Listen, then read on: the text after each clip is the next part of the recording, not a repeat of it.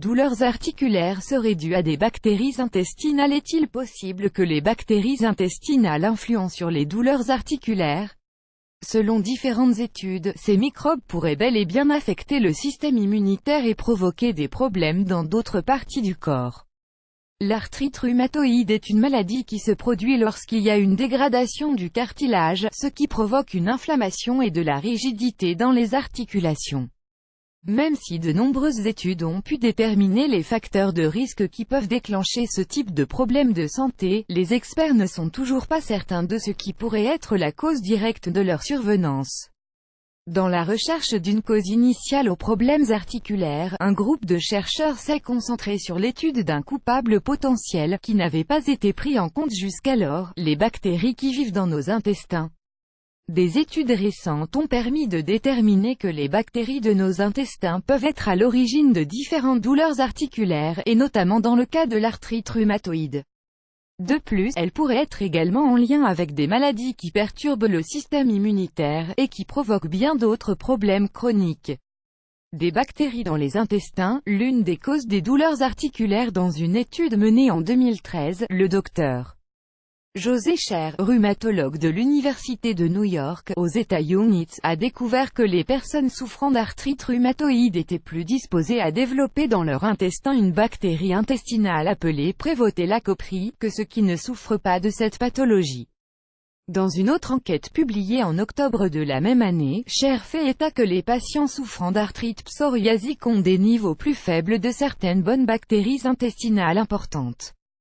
Ces études font partie des efforts menés par différents scientifiques dans le monde pour tenter de comprendre et d'expliquer comment le microbiome, la masse des microbes qui vivent dans le tractus gastro-intestinal, joue un rôle fondamental dans l'état de santé général de l'être humain.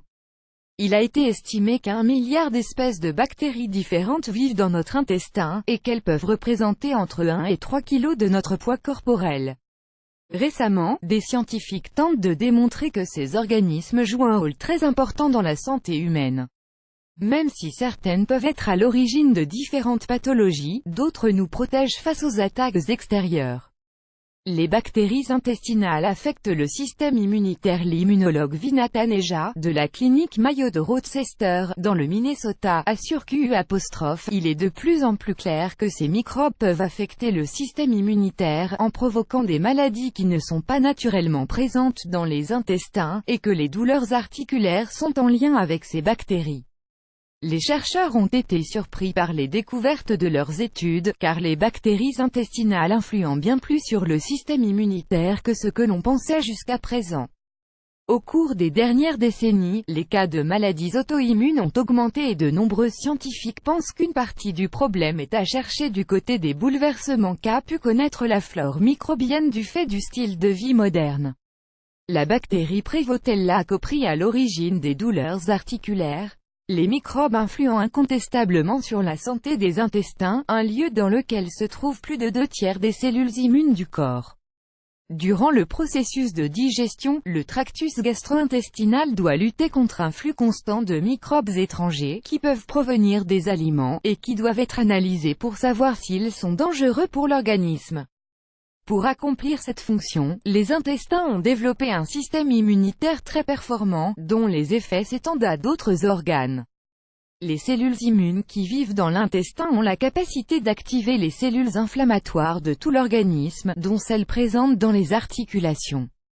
Pour l'expert José Scher, la bactérie Prevotella copri pourrait causer une réaction immunitaire qui se ressentirait dans les tissus, causant des douleurs dans les articulations.